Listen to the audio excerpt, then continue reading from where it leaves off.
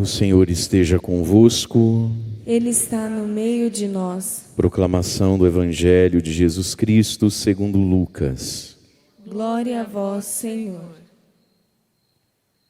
Depois que os mensageiros de João Batista partiram, Jesus começou a falar sobre João às multidões. O que fostes ver no deserto? Um caniço agitado pelo vento? O que fostes ver? Um homem vestido com roupas finas? Ora, os que vestem roupas preciosas e vivem no luxo estão nos palácios dos reis. Então o que fostes ver? Um profeta? Eu vos afirmo que sim, e alguém que é mais do que um profeta. É de João que está escrito: eis que eu envio o meu mensageiro à tua frente, ele vai preparar o meu caminho diante de ti. Eu vos digo, entre os nascidos de mulher, ninguém é maior do que João. No entanto, o menor no reino de Deus é maior do que ele. Todo o povo ouviu, e até mesmo os cobradores de impostos reconheceram a justiça de Deus e receberam o batismo de João. Mas os fariseus e os mestres da lei, rejeitando o batismo de João, tornaram inútil para si mesmos o projeto de Deus. Palavra da salvação. Glória a vós, Senhor.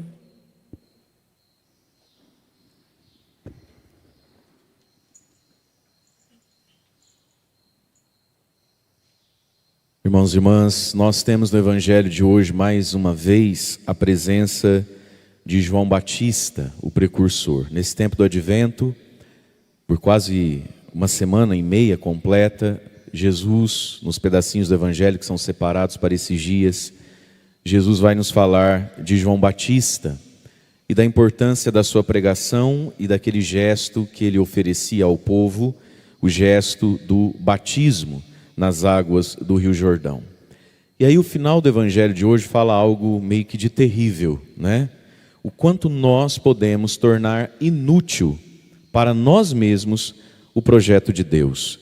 Mas os fariseus e os mestres da lei, rejeitando o batismo de João, tornaram inútil para si mesmos o projeto de Deus. Portanto, Deus tem um projeto para você e para mim. Esse é o lado bom da coisa. O lado difícil, desafiante, até mesmo perigoso, é que até um projeto divino e feito por Deus pode ficar inutilizado quando rejeitamos. Mas os fariseus e os mestres da lei rejeitaram, ou seja, não quiseram, fizeram lá suas contas, seus raciocínios, somaram as suas questões e rejeitaram. Não quiseram, não colocaram afeto, não consideraram útil, não consideraram viável aquilo.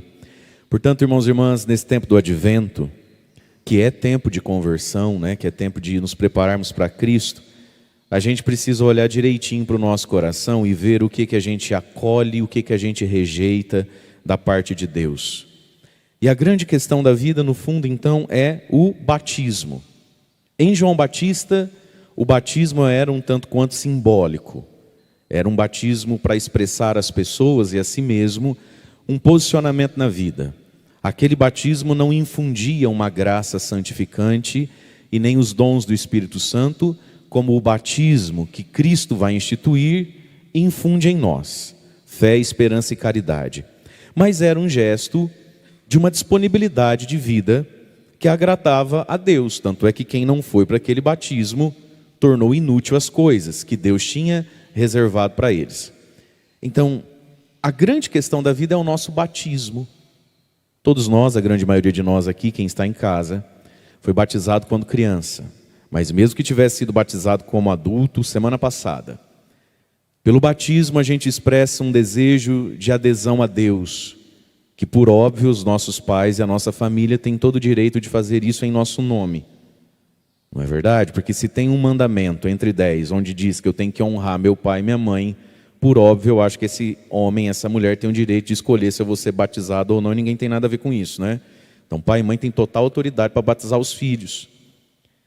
Mas vamos lá, sendo criancinha, sendo adulto, o nosso batismo é atualizado e renovado pelo sacramento da confissão e atualizado e renovado pelo sacramento da Eucaristia, pela participação na Santa Missa, onde na missa já de início nós temos o perdão dos pecados no ato penitencial, os pecados que a gente chama de pecado venial, pecado leve, pecado que não é de matéria grave, pecado que não ofende diretamente um dos 10 mandamentos.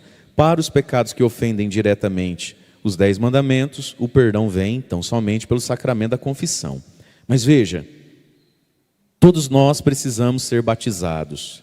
E Cristo acolheu o gesto do batismo, instituindo para a igreja o batismo. Ide pregai o evangelho a toda criatura, quem crer e for batizado será salvo. Portanto, é um gesto e é um passo na vida de penitência, de arrependimento, de um autoconhecimento à luz de Deus, que ao mesmo tempo que me humilha nas minhas culpas, me anima para a misericórdia do Senhor.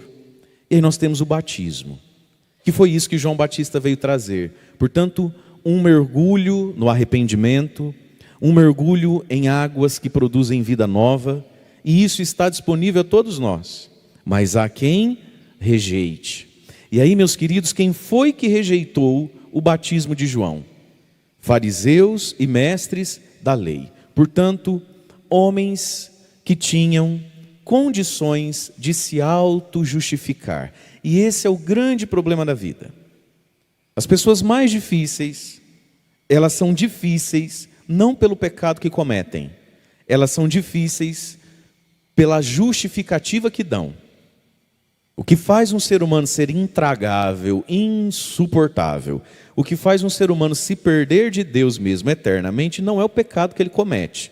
Óbvio que precisa do pecado para ir para o inferno, né? Ninguém vai para o inferno porque foi santo, você está entendendo? Mas a grande questão da vida, você convive com pessoas assim, eu também, e aí a gente precisa cuidar para não ficar assim também, não é o pecado. É a pessoa abrir as suas gavetas e encontrar justificativas. Quem é que não ia para as águas do Jordão, entrar lá na água e receber na cabeça aquela água de João Batista? As prostitutas não iam? Elas iam. Até os cobradores de impostos iam. Quem é que não ia? Fariseu e mestre da lei. Por quê? Porque eles tinham com muita facilidade motivos para se justificar. Então possivelmente a mulher de um fariseu desse falava: meu amor, por que você não vai igual teu irmão nas águas lá para o João dar um banho no você? Você anda insuportável, criatura. Nossa, que homem grosso que você virou de um tempo para cá. Por que ele não ia? Ah, mas eu não vou, mas eu estou lá no culto, lá todo sábado, lá, inclusive fui eu que ajudei a construir lá metade da parede do templo lá. Não, eu não vou, mas por outro lado também. O problema não é o pecado, o problema é a nossa capacidade de encontrar motivos para não tocar naquele pecado. Portanto, nós vamos cuidar muito, minha gente, com a nossa presunção, com a nossa vaidade, com a nossa própria religiosidade, porque ela vai nos dando argumento para a gente não mudar o que tem que ser mudado. Vai nos dando argumento para aquilo que precisa ser lavado nas águas do batismo nunca ser lavado, porque afinal de contas aí eu tenho uma lista de coisa boa, e em nome das coisas boas eu nunca lavo a coisa suja. Fariseus e mestres da lei não foram às águas do arrependimento, e não foram, entre tantos motivos, orgulhosos, vaidosos, presunçosos, e aí é Deus que julga, mas a gente deduz um pouquinho também que nós não é tão besta assim. Mas porque eles tinham uma lista de coisas sobre as quais eles podiam se assentar e até mesmo se considerar um cidadão, um judeu melhor do que os outros. E por isso tornaram inútil o projeto de Deus para eles, na autojustificação. Quanta coisa a gente perde quando diante do pecado nosso que a gente conhece, reconhece, ao invés da gente aceitar a dor daquilo e fazer algo em relação àquilo, a gente começa um discurso de autojustificação para não ter que tocar naquilo. Quem faz isso torna inútil o projeto que Deus tem para ele e para si mesmo. Porque Deus não trabalha com os nossos sucessos, Deus trabalha com a nossa humildade. Deus não trabalha com o nosso 75% de lado bom. Deus trabalha com o senhorio do nosso coração. E à medida em que eu vivo me justificando, porque afinal de contas eu sou tão bom por outro lado, o meu coração não está na mão de Deus. E se o meu coração não está na mão de Deus, não resolveu nada. E o nosso coração só está na mão de Deus pelo gesto da humildade. desse conhecimento, desse reconhecimento de que somos necessitados de um batismo, de um mergulho na graça, na misericórdia e na constância de Deus. E aí então Jesus coloca a pergunta maravilhosa aqui no início do Evangelho. O Evangelho de hoje é bem a sequência do de ontem, quando os mensageiros de João foram ali perguntar para Jesus: és tu ou a gente espera outro? Eles estão indo embora agora, e Jesus então vai dizer à multidão: o que vocês foram ver no deserto lá, quando vocês foram até João? Um caniço agitado pelo vento, que é uma expressão da cultura deles para falar do homem inconstante, do homem que não sabe o que quer, do homem que hoje é de um lado, amanhã se perseguir ele vai para o outro. Caniço agitado pelo vento. Vocês foram ver um homem molenga? Não, claro que não, João não era isso. O que fostes ver? Um homem vestido com roupas finas, um grande, sei lá, teólogo, filósofo, psicólogo, doutor da vida e das coisas? Não, porque gente assim está no palácio dos reis, não está no deserto. Então o que vocês foram ver no deserto? Um profeta? E aí Jesus vai dizer: eu vos digo que sim, mas mais que um profeta. João Batista é mais do que um profeta. E aí Jesus vai dizer quem é João, e essa pregação de João, que nós já ouvimos no domingo passado, um resumo da pregação de João. Tem 2 textos bíblicos que explicam em pouquinhas palavras o resumo do que João Batista gritava no deserto. Primeiro, aplainai os caminhos do Senhor, e ele vai dizendo: raça de víboras, quem vos ensinou a fugir da mão de Deus? O julgamento está vindo, o machado já está no pé da árvore, quem não der fruto vai queimar. João Batista pegava pesado. E domingo, o resumo da pregação de João, quando as pessoas perguntavam a ele: o que devemos fazer? E aí ele dá 3 respostas, onde nas 3 está o nosso relacionamento com o próximo. Lembra disso? Quem tem 2 túnicas, dá uma para quem não tem. E ter 2 túnicas não faz de ninguém rico, hein? Um sujeito que depois de trabalhar o mês todo, a vida toda, certinho, ele tem uma túnica de reserva para ir na missa, ele é rico? Ele tem um parzinho de sapato a mais para tirar uma foto no casamento, ele é rico?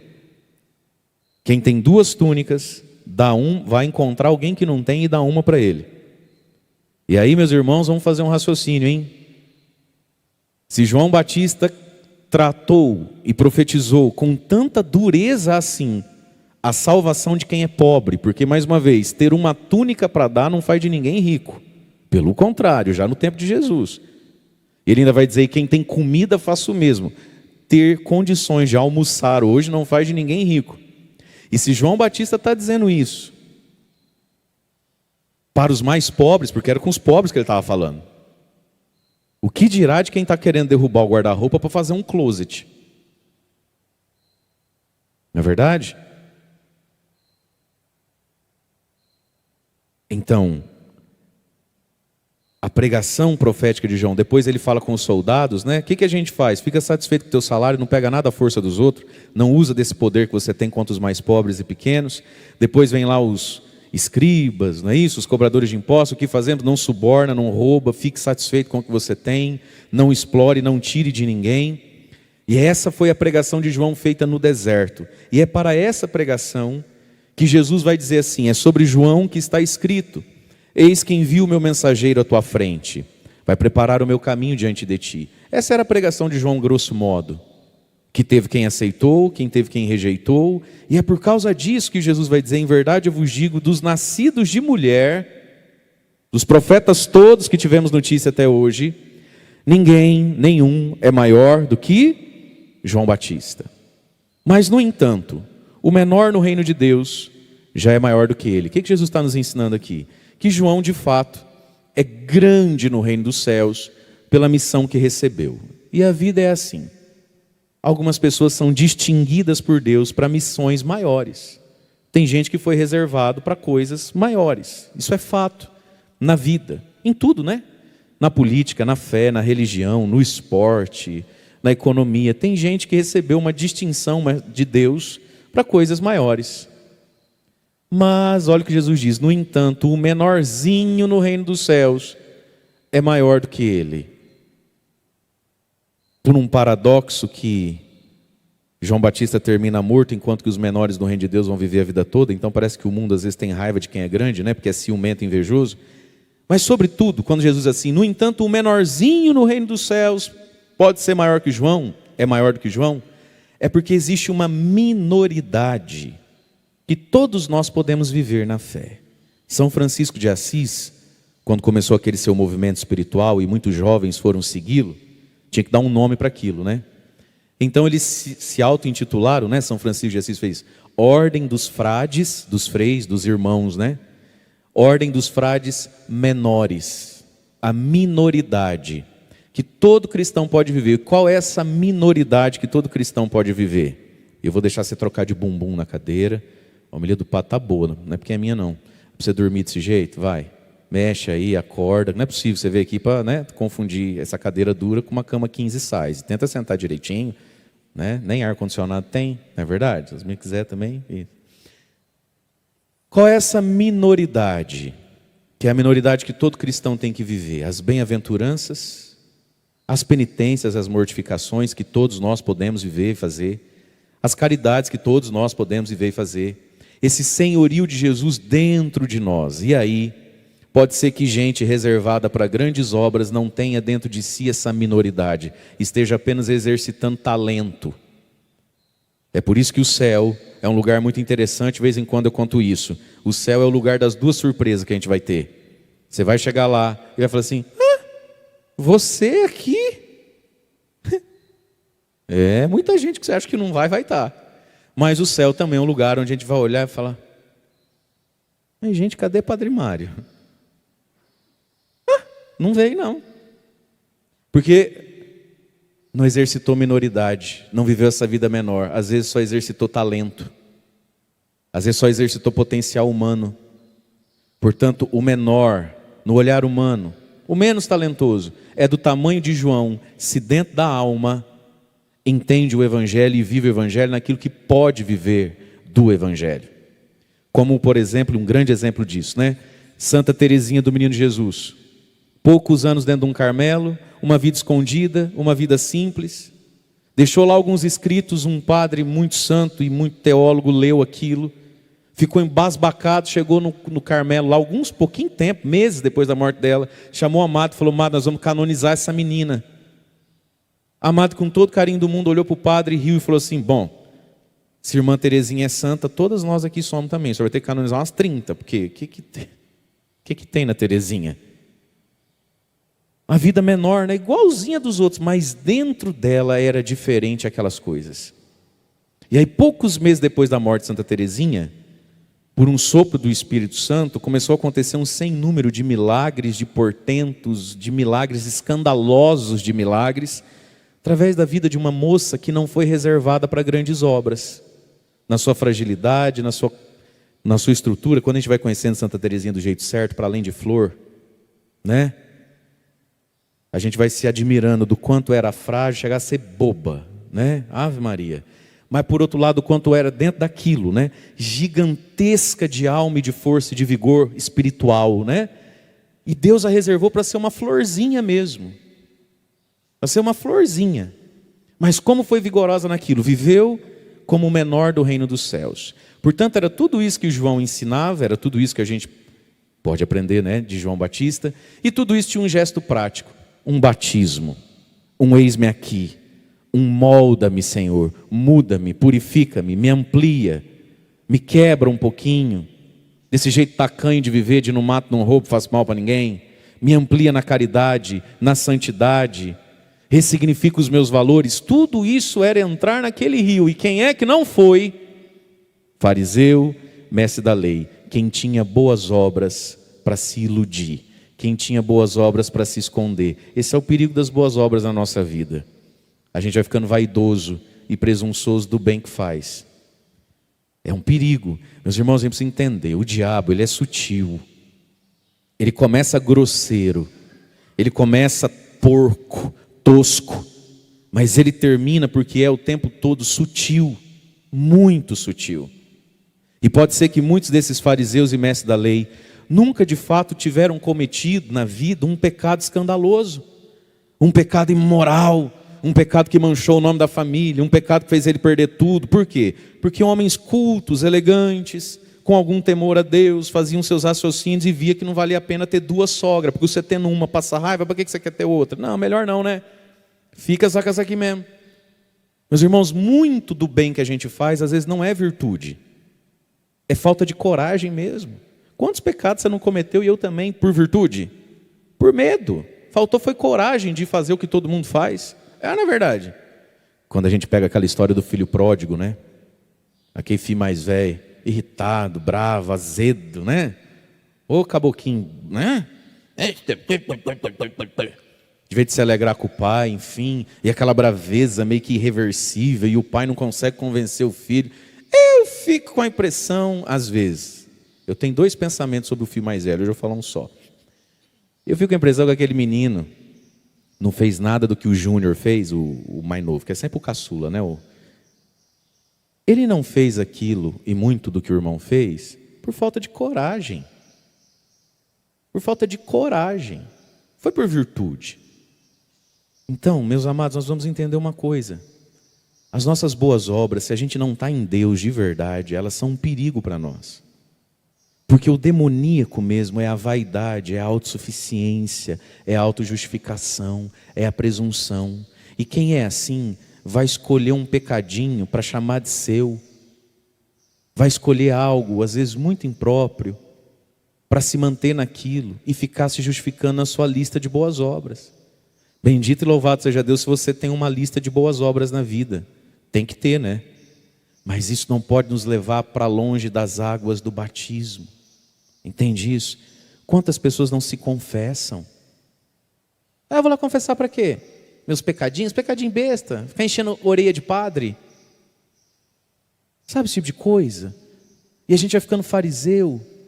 Mas veja, naquilo que não mergulhamos na misericórdia do Senhor, tornamos inútil o projeto de Deus. Que coisa triste saber que Deus, com tanta coisa para fazer, tirou um tempinho dele, de profundo amor, desde toda a eternidade, porque a palavra de Deus diz que nós somos eleitos por Ele antes da fundação do mundo, que Deus tirou um tempo para pensar em você, pensar em mim, e Ele fez um projeto. Você já pegou na mão um projeto?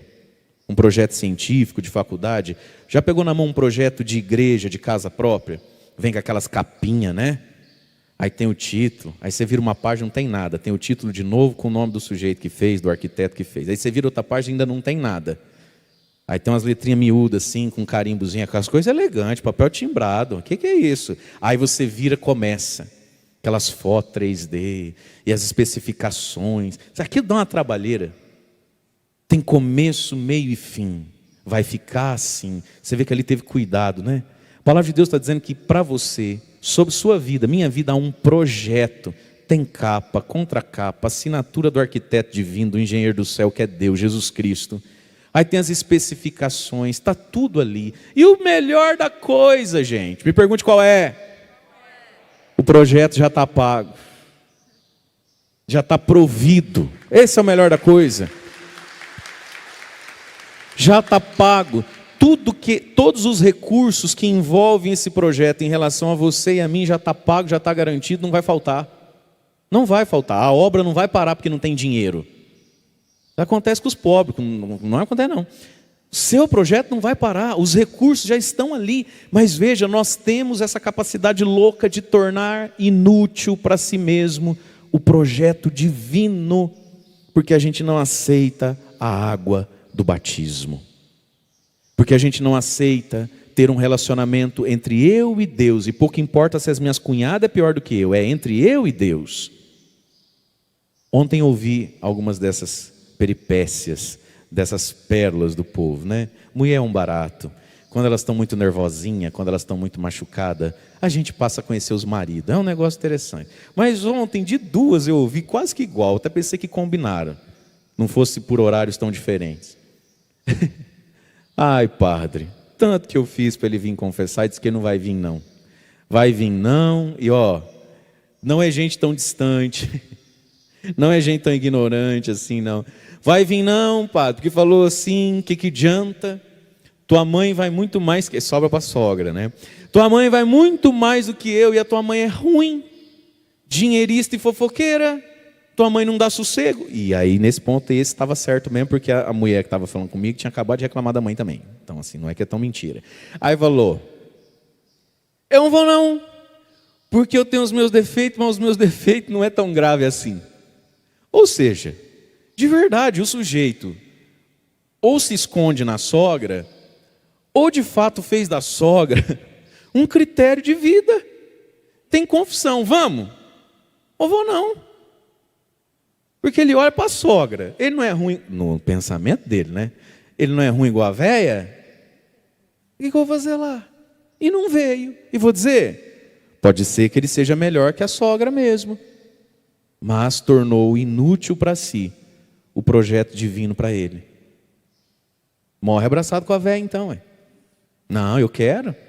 E só de castigo também, se você for para o inferno ou for para o céu, eu quero que os dois fiquem juntinhos. Né? Já que um é tão importante para o outro.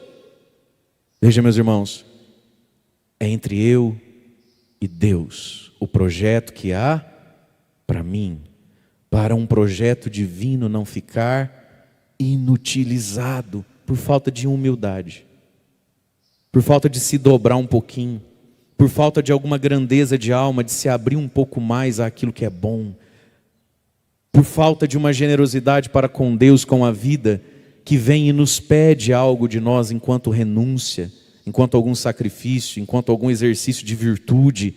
E eu vou me negar porque a minha sogra é pior que eu. Vai ter direito seu, mas vai ficar inútil um projeto divino, com começo, meio, fim e recurso. Projeto que tem começo, meio, fim, está pago e os recursos estão guardados lá. Na Eucaristia, na oração, sempre que precisar você vai lá e saca o recurso e continua vivendo o teu projeto. Não vai faltar, mas nós precisamos da água do batismo. Nós precisamos da aceitação da pregação de João. Nós não podemos fugir disso. Senão, melhor que a sogra, tão inútil quanto. Fala para quem está do seu lado, você é melhor que a tua sogra. Eu vou até virar de costas, que eu não quero conhecer sogra de ninguém. Eu também não tenho? Então fala assim, ó, você é melhor que a sua sogra. Mas cuidado para não ficar inútil. Fala assim, melhor que a sogra, tão inútil quanto. Bate no peito e fala, melhor que a minha sogra. Tão inútil quanto a véia. Aí não precisa, né, minha gente? E qual é o projeto divino no fim das contas? Tudo aquilo que está na primeira leitura como profecia e convite. Alegra-te, ó estéril, Isaías 54, de 1 a 10, é tão lindo esse texto. Alegra-te, ó estéril, que nunca foste mãe. Está falando da terra. Mas isso aqui é uma visão da alma, e esse texto é muito usado também, Deus fala muito nesse texto, quando nos fala da maternidade espiritual, né? Alegra-te, ó estéril, nunca foste mãe, exulta, regozija, tu que nunca deste a luz, nunca colocou um menino no mundo, nunca. Os filhos da mulher abandonada serão mais numerosos do que os filhos da bem casada, diz o Senhor. Olha que lindo o que Deus faz com uma terra, faz com um ser humano, quando o restitui, quando o alarga e quando o amplia. Produz filhos, vai ter mais filho que a mulher que tem 2, que tem 3. É a maternidade espiritual da igreja aqui. Mas a maternidade espiritual da alma humana também. Todo ser humano nasceu para ser pai e mãe. Ainda que, e na expressão ainda que eu não estou dizendo resto, mas você está entendendo. Ainda que espiritualmente. Olha o que está dizendo a palavra. A mulher, os filhos da estéril, os filhos daquela que não colocou 2 ou 3 ou 1 ou 4. Para te incluir 5, né? 5 no mundo, né, querido? Serão mais numerosos do que aqui colocou 5. É a maternidade espiritual da igreja, mas é a maternidade espiritual da alma humana. E sobretudo da alma de quem se consagra a Deus. Vai ter mais filho que mulher bem casada. Mas tudo isso, nessa humildade, nessa conversão, é um convite. Alarga o espaço da tua tenda, da tua vida. Põe estacas, usa cordas longas, pensa maior. Põe mais longe a tua estaca. Não economiza a corda nem a lona, né? Se amplie por dentro. Finca estacas com segurança. Tu irás se expandir para todo lado. Olha que lindo isso. Para todo lado você vai crescer. E a tua posteridade, os teus filhos, receberá em herança nações que povoarão a cidade que estava abandonada.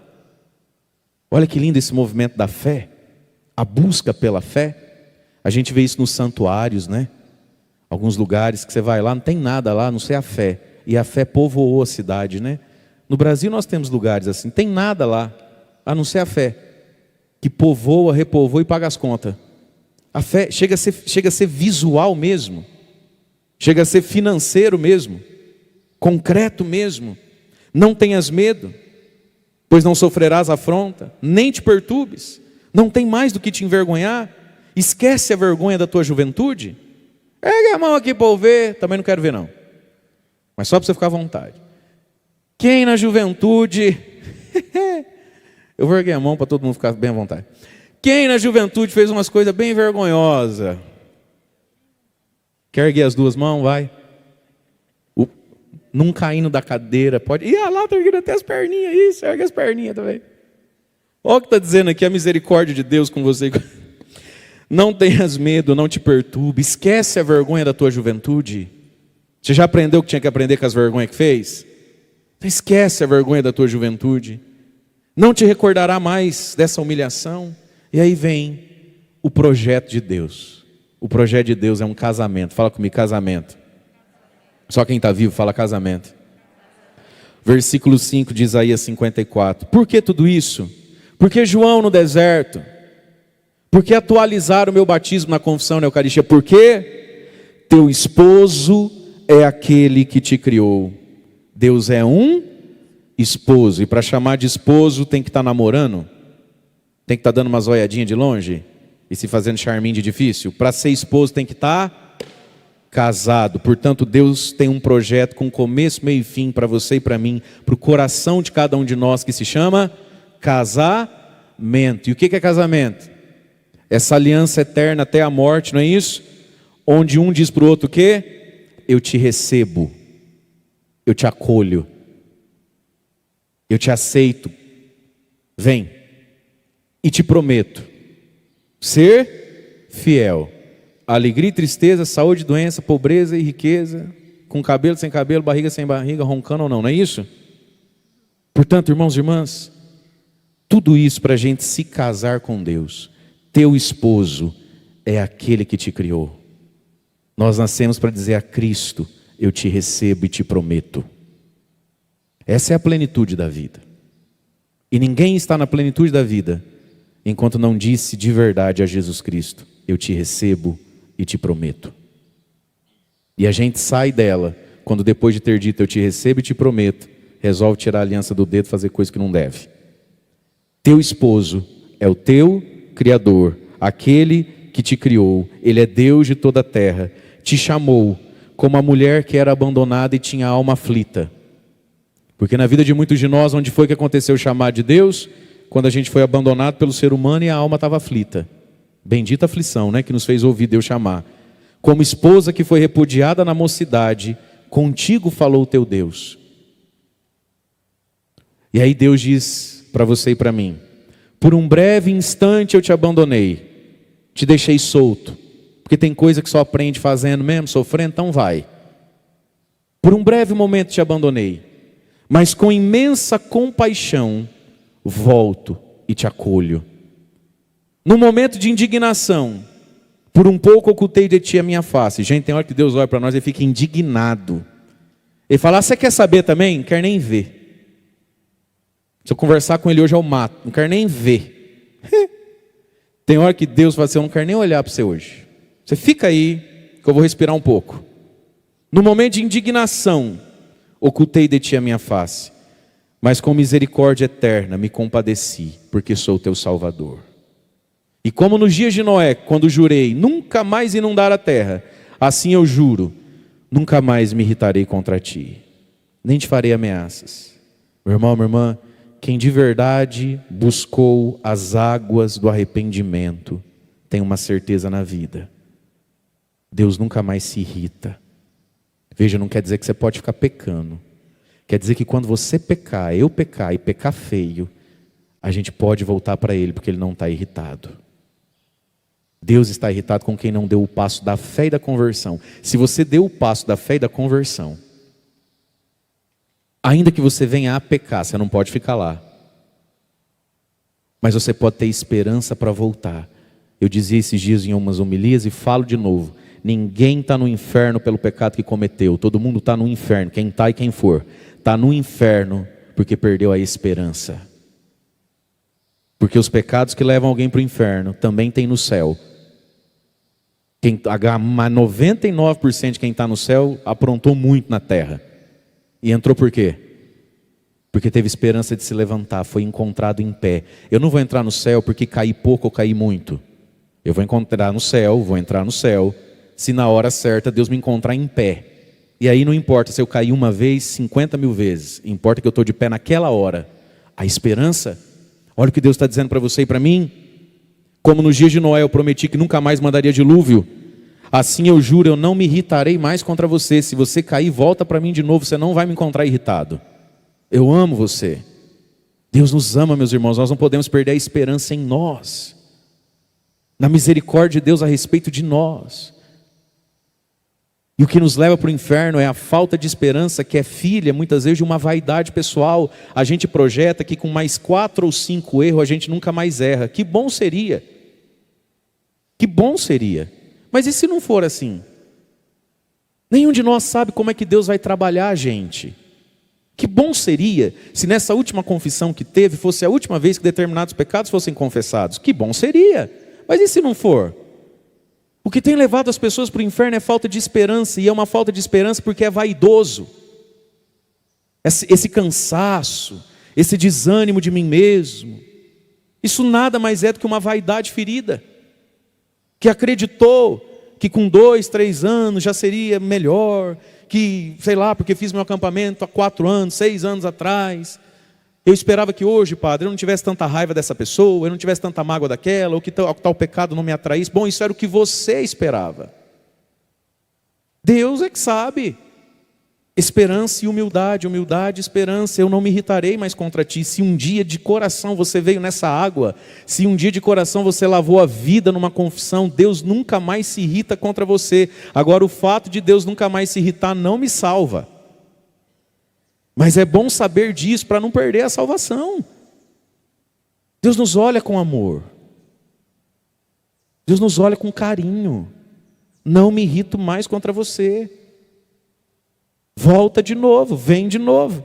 E aí vai dizer, porque podem os montes recuar, podem as colinas abalar-se, mas a minha misericórdia nunca mais se aparta de ti. Nada fará mudar a aliança que fiz contigo. Diz o teu misericordioso Senhor. Meus irmãos, se é um casamento, e é um casamento, não é porque ele é esposo, infiéis somos nós, não ele. Ele é fiel. Deus é fiel a Ele mesmo e a nós. É por isso que Deus não muda, porque Ele é fiel a Ele mesmo, não só a você. Deus não é fiel só a você, Deus é fiel a Ele mesmo. Ele é fiel ao que Ele prometeu. E aqui está a nossa esperança. Então hoje vamos pedir ao Senhor menos vaidade, para a gente não perder as nossas esperanças na misericórdia de Deus. E para a gente saber acolher João Batista e a água da purificação, da conversão, para nós não tornarmos inútil, com historinha e com boas obrazinhas pequenininhas, não tornarmos inútil um projeto maravilhoso. E aí quando a gente lê na carta de Paulo aos Coríntios, ele fala que Deus tem um projeto para nós e diz assim, o projeto que Deus tem para cada um de nós é assim, nem olhos viram, nem ouvidos ouviram, nem coração humano capaz de imaginar o que Deus tem reservado e preparado para aqueles que o amam. Você já imaginou a gente tornar inútil algo que é muito melhor do que aquilo que a gente pode imaginar? E olha que a nossa imaginação é boa, hein? Saber que Deus tem para mim coisa que eu nem nos meus melhores momentos de criatividade poderia criar para mim mesmo. Porque a vida é cheia disso, né? E esse é o bom da vida muitas vezes, não ser exatamente do jeito que a gente quis. Para a gente ter espaço para acolher as bondades de Deus. Nem olhos viram, nem ouvidos ouviram, e nem o meu coração imagina direito o que Ele tem para mim, com começo, meio, fim. Já está quitado e os recursos estão guardados, não pode ficar pela metade. Vamos ficar em pé?